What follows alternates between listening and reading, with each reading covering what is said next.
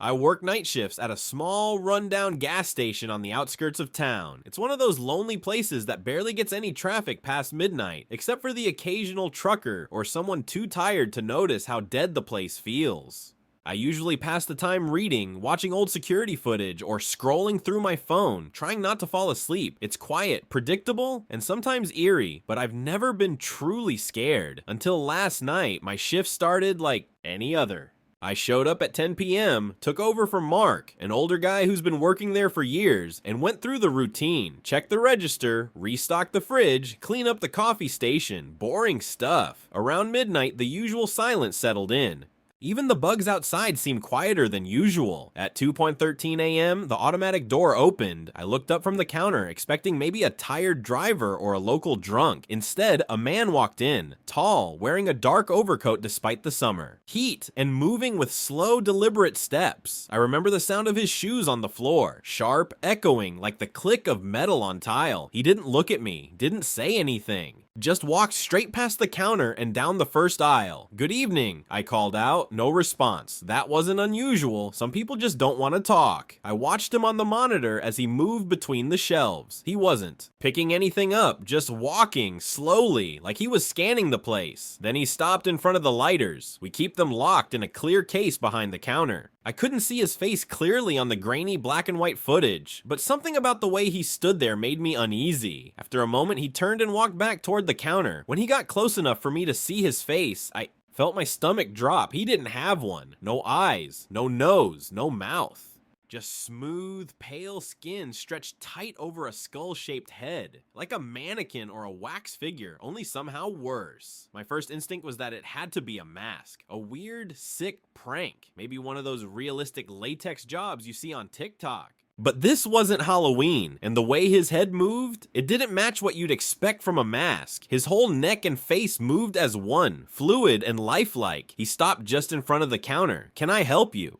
I asked, trying to keep my voice steady. He raised his right hand slowly, pointing at the locked case behind me. A lighter? I guessed, my voice cracking slightly. He didn't nod. He didn't gesture. He just kept his finger extended, like a statue frozen in place. I turned, unlocked the case, and took out a cheap Bic. My fingers shook as I handed it to him across the counter. And then he spoke, but he didn't have a mouth. There was no movement on his face because there was no face to move. Yet I heard a voice, not in my ears, but in my head, like a thought that wasn't mine. Thank you. It wasn't aggressive or loud, just hollow, like it echoed from somewhere far away inside me. I froze. I didn't know what to say. I didn't know what to do. He took the lighter from my hand and turned around. I stood there, watching as he walked back down the aisle. Then he stopped halfway to the door, turned his head, just slightly, and faced one of the security cameras. Then the lights flickered. Every bulb in the station buzzed and dimmed for a second. The TV behind the counter glitched to static. The coffee machine let out a low hum, almost like it was groaning. I stared at the monitor and the screen went black for a split second, just long enough for me to lose track of him. When the feed came back, he was gone. I bolted from behind the counter and ran outside. Nothing, just empty road stretching out in both directions. No cars, no footsteps, no movement at all. I checked the door. It hadn't opened again. I checked the lot. No tire marks. It was like he vanished into the air. I tried to calm myself down, told myself it was a weird dream, that I was tired, hallucinating. Maybe I dozed off and imagined the whole thing, but then I looked at the counter. The lighter was gone, and there was something else. A coin. A small silver coin that hadn't been there before. It didn't look like any currency I'd ever seen. No writing, no president or king, just a smooth surface on one side and on the other. A strange symbol etched into the metal. A spiral inside a triangle surrounded by dots that almost seemed to shimmer in the light. I didn't touch it. I didn't even want to breathe near it. I finished my shift in silence, constantly looking over my shoulder. Nothing else happened. No more customers, no more lights flickering, just the slow ticking of the wall clock and the sound of my own heart pounding. When morning came, I waited for Mark to show up. I didn't want to be alone with that coin when he finally arrived. At 6 a.m., I didn't say anything. I just nodded, grabbed my stuff, and left. But as I got into my car, I realized something else. The coin was in my pocket. I never touched it. I never picked it up. I swear to God, I left it on the counter. But there it was, cold against my thigh, pressing through the fabric of my jeans. I stopped the car, reached into my pocket, and pulled it out. It was still there, same spiral, same shimmer. I drove home in silence, the coin resting in the passenger seat like a warning. I didn't sleep that day. Every time I closed my eyes, I saw that faceless man, standing still, pointing, watching. When I got up to get some water, I noticed something even worse. The security footage from last night was gone. The system saves footage on a rolling 7-day cycle, but every file from midnight to 6 a.m. was missing. Just blank, like it never recorded anything, like the night never happened. But I know it did, and I have a feeling he's coming back. I didn't go to work the next night. I called in sick, something I've never done in my 3 years at the gas station. Mark didn't ask questions. He's not the talkative type, but I could tell from the silence on the phone that he knew. Something was off. I didn't care. I needed time to process what had happened, to figure out what the hell I'd seen. The coin stayed with me, whether I wanted it or not. I tried throwing it away. The first time I tossed it into the trash can. In my kitchen. When I came back 10 minutes later, it was on my nightstand. I don't mean I found a similar coin. I mean, it was the same one. The spiral, the shimmer, everything. I tried again. This time I drove 10 miles out of town, parked near a construction site, and hurled the coin into a deep pit filled with rebar and wet concrete. I watched it sink. Out of sight. When I got home, it was under my pillow. No matter what I did, it wouldn't leave. And the longer I had it, the more I started to feel off. Like something was watching me through the walls. Like there was a weight in the air I couldn't shake. That night, around 2 a.m., the exact time the faceless man had come in, the coin began to glow. I don't mean metaphorically. I woke up to this soft, pulsing light coming from my nightstand drawer. I'd hidden it in there, hoping to ignore it. Now it was lighting up the room like a dying ember, throbbing like a heartbeat. My bedroom felt cold.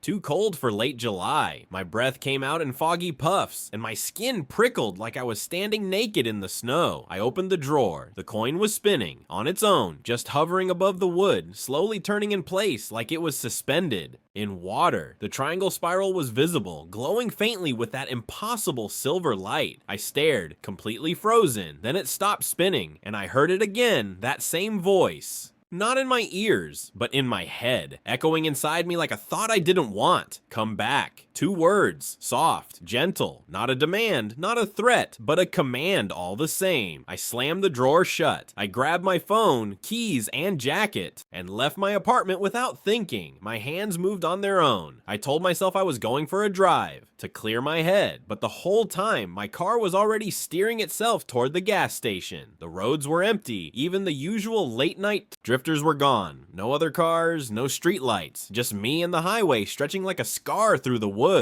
The only sound was the hum of my engine and the occasional crackle of static from the radio, which refused to stay on any station for more than a few seconds. I pulled into the gas station at exactly 2:17 a.m. The lights were on. The store was empty. I stepped inside, half expecting Mark to be at the counter, but no one was there. The moment I crossed the threshold, the lights dimmed again, just like before. A low buzz filled the air, and the cooler at the back of the store began to hum louder than usual. My skin tingled. The same cold settled over me, and I knew something was waiting. And then I saw him, standing at the end of the aisle, facing the camera again. Same coat, same height, still no face. He turned slowly, and this time he wasn't pointing at the lighters. He was pointing at me. I took a step back, but my legs felt weak. He started walking toward me, slow, deliberate, the same metallic sound, echoing with each step. My brain screamed to run, but my body refused. Every part of me felt like it was stuck in place, frozen by something deeper than fear. When he reached the counter, he stopped. For a long moment, neither of us moved. Then he held out his hand, palm open, waiting. I didn't want to give it to him. I didn't even remember bringing it, but I reached into my pocket and the coin was there. Ice cold, heavier than it should have been. I placed it in his hand. The moment it touched his skin or whatever was there, a shockwave of sound rushed through the store. Shelves rattled. Light bulbs flickered violently. The static on the store TV spiked into a high-pitched shriek, then cut out completely, and the air changed. It smelled like ozone and rotting flowers. Sweet and electric and wrong. He closed his hand around the coin. The shimmer from it leaked between his fingers like silver mist. Then he turned and walked to the back of the store, right through the wall. No door, no hesitation. He stepped through the back wall like it wasn't there and vanished. I stood alone in the silence, trying to breathe. Then the store phone rang. I jumped so hard I nearly knocked over the counter stool. That phone never rings. It's been disconnected for years. Still, it rang, loud and clear, echoing through the empty gas station. I picked it up with trembling hands. A voice whispered through the line. He took it back. You opened the door. Click.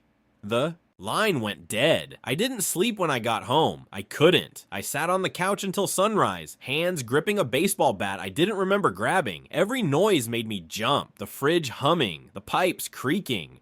Even my own breath. That day, I decided to tell someone. I called an old friend, Ricky, who works with surveillance systems, used to be in private security. I told him I needed help recovering corrupted footage. I didn't give him the full story. Not yet. Just said something weird happened during my shift and the system glitched. He agreed to come by the next night. When he arrived, I led him straight to the DVR unit in the back. He plugged in his laptop, ran a few programs, and started pulling whatever data he could find. After 20 minutes of digging, he frowned. Dude, this doesn't make sense, he said. What doesn't? There's no gap in the data, no deletion. It's not like the footage was erased. It's like those hours never existed, like the system didn't even power on during that time. He showed me the timeline. Midnight to 6 a.m. was just missing, like the world had skipped a beat. Then he paused. There's something here, he muttered. He isolated a corrupted file fragment, one that somehow escaped deletion or decay. It was only 4 seconds long. He cleaned it up the best he could and played it. The screen flickered to life. The gas station, my shift. The timestamp read 2:17 a.m. And there I was, standing behind the counter, but I wasn't alone. There were 3 figures standing in front of me, all tall, all wearing coats, all faceless. The one in the center was holding something, glowing silver, pulsing in time with the static. Then the footage glitched. All the figures turned their heads toward the camera at once and smiled. Not with mouths, with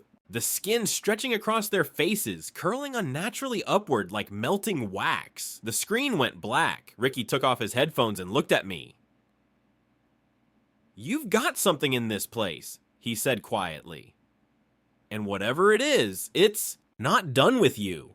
I didn't go back to work after that night. I told the manager I quit, and when he asked why, I said something vague about a family emergency. He didn't press me. No one ever does at that place. Turnover is high, and no one really cares why someone walks out. But Ricky cared. He called me the next night and told me something I hadn't expected. He wanted to go back. I just want one more look at the footage, see if anything else is hiding in the drive. "You said the system rewrites every 7 days, right? That gives us 4 more nights before the entire week's erased." I told him it wasn't safe. "Whatever's in that place," I said, "it's not something you can scan for or fix with. Software, it's not a glitch." But he insisted. Brought holy water, salt, some kind of homemade EMF meter he swore was legit. I think part of him thought it was a joke, or maybe he just needed to prove it wasn't real, that he wasn't going crazy after seeing that 4-second clip. We agreed to meet there the following night, 2 a.m. He showed up with 2 cameras, one handheld and one mounted to his chest. I came with a flashlight, a crowbar, and a pit in my stomach that hadn't gone away since the night I gave the coin back. The station was empty when we arrived, dead silent. Ricky started recording immediately. He was already narrating like he was filming some low-budget ghost hunting show. "We're here at the infamous Sunrise Fuel on Route 9, about to investigate a possible temporal distortion and multiple sightings of unidentified humanoids." "Shut up," I said. "Don't provoke anything." He grinned, but he got the message. We stepped inside. Everything looked normal. No flickering lights, no temperature drops, no static on the TV behind the counter. We walked the aisles slowly. I watched the mirror. Domes on the ceiling, waiting for something to appear behind us. My heart hammered every time Ricky turned a corner. The silence wasn't comforting. It was like the place was holding its breath. Then Ricky said, "Check this out." He was kneeling behind the counter by the wall-mounted breaker box. I leaned over to see what he was pointing at. A hole. It was small, maybe the size of a fist, but it hadn't been there before. I was sure of it. It sat just above the baseboard, ringed by scorched edges like something had burned or melted its way through. Ricky pulled out a small flashlight and aimed it inside. "Looks like it goes pretty deep," he said. No. My voice was louder than I meant it to be. He looked up at me, confused. "I don't care what's in there," I said. "Don't touch it." He nodded, slower this time. We backed away from the hole and returned to the DVR unit. Ricky connected his laptop, ran some of his diagnostic tools, and began scanning for hidden partitions or encrypted files. It was 2:11 a.m. That's when the lights started humming, not flickering, just a soft, rising hum that made the bulbs vibrate gently like tuning forks. The sound crawled into my ears, under my skin, behind my eyes. "Do you hear that?" I whispered. Ricky nodded slowly. He wasn't smiling anymore. The air was heavy now, thick, like breathing through wet cloth. My flashlight beam began to flicker, and Ricky's camera feed glitched for a half second. Then the clock struck 2:17, and the door opened. We both froze. The man with no face stepped inside. Only this time, he wasn't alone. Two more followed behind him, identical in height, in movement, in the way the floor seemed to shudder with every step. They walked in perfect unison, heads tilted at the same angle, arms swaying with the same rhythm. They stopped at the same place as before, right in front of the counter. None of them spoke. Not even that whisper in my mind. They just stood there, watching. Ricky, to his credit, didn't scream. He started filming. "What are they?" he asked under his breath. "I don't know." Central figure, the one I remembered from before, raised his hand. In it was the coin, only it wasn't the same anymore. The spiral had changed. It was deeper now, etched like a tunnel that kept going and going, vanishing into impossible darkness. And the shimmer wasn't silver anymore. It was red, pulsing, slow and steady, like a heartbeat. Then he held it out to me. I shook my head. "Gave it back," I said. "You took it. You walked through the wall." He didn't move. Ricky stepped closer to get a better shot, and that's when everything went wrong. The figures all snapped their heads toward him at the same time. That sound, the sound of skin stretching, filled the room again, wet and unnatural. The lights exploded, glass rained down, and the store was plunged into darkness. Ricky screamed. I grabbed him and ran. We didn't stop to lock the door. We didn't even stop to check if they were following. We jumped in my car and peeled out of the lot, tires screeching into the night. I didn't slow down until we were 20 miles away. Ricky was shaking. He kept looking at the footage on his camera. His mouth moved like he wanted to say something, but nothing came out. We sat in silence on the side of the road until the sky started to lighten with dawn. When he finally spoke, his voice was barely a whisper. "I think they gave you something," he said, "and now they want you to use it." I didn't respond. I didn't have to, because I could already feel it in my pocket. The coin was back, only now it was warm. I didn't sleep that day. I sat at my kitchen table, staring at the coin. It pulsed steadily in my palm, warm now. Not hot, not burning, just the warmth of something alive. Something with a heartbeat. I turned it over again and again, hoping it would change, hoping it would stop. It didn't. Ricky didn't call. I tried him once. No answer. I checked his social media, his work email, even drove by his place. Gone. Not like he skipped town. His apartment was still full. His car was in the lot. Lights were off, front door locked. It was like he stepped out to get the mail and never came back. Or worse, like he'd never existed. I went back to my apartment and locked everything. Windows, doors, even the cabinet under the sink. I sat on the couch with a bat in my hands and the coin on the coffee table, like a bomb I couldn't disarm. I watched it for hours, waiting for it to stop glowing, waiting for something to happen. At exactly 2:17 a.m. it did. There was a knock at the door, not loud, not aggressive, just 3 slow, deliberate taps.